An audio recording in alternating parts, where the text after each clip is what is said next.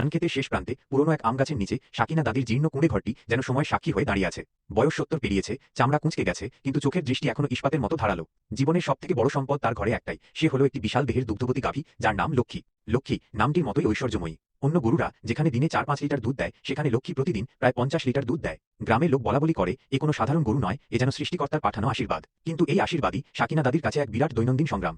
সাকিনা দাদির শরীরে আর জোর নেই, হাঁটুর বাত তাকে প্রতি মুহূর্তে কাঁটা দিয়ে খোঁচায়। ভোর হওয়ার অনেক আগেই তার ঘুম ভাঙে, চারিদিক ঘুটঘুটে অন্ধকার। এই বিশাল পরিমাণ দুধ দোয়ানোর কাজটাই তার প্রথম কঠিন পরীক্ষা। পুরনো টিনের বালতি ভরে ওঠে ধবধবে সাদা দুধে।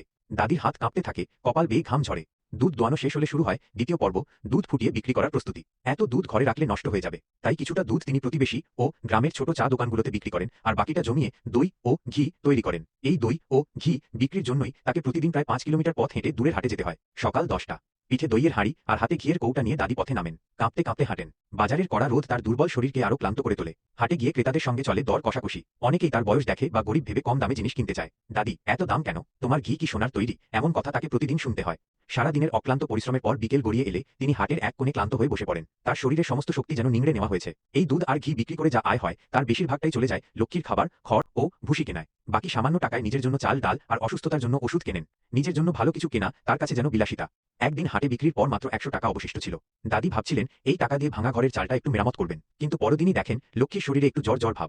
এক মুহূর্ত না ভেবে তিনি সেই ১০০ টাকা দিয়ে লক্ষ্মীর জন্য ভালো ওষুধ আর গুড়ের ব্যবস্থা করলেন। কুড়ে ঘরে ফিরে এসে তিনি লক্ষ্মীর মাথায় হাত বুলিয়ে দেন। দাদির চোখে জল চিকচিক করে ওঠে। এই গরুটা কেবল একটা পশু নয়, লক্ষ্মী তার পরিবারের শেষ সদস্য, তার জীবন ধারণের একমাত্র অবলম্বন। সূর্য ডুবছে। সাকিনা দাদি একটি দীর্ঘশ্বাস ফেলে ভাঙা মাদুরে শুয়ে পড়েন। আজকের যুদ্ধ শেষ। কাল ভোরে আবার শুরু হবে লক্ষ্মীর অপার করুণা আর সাকিনা দাদির অবিরাম সংগ্রাম।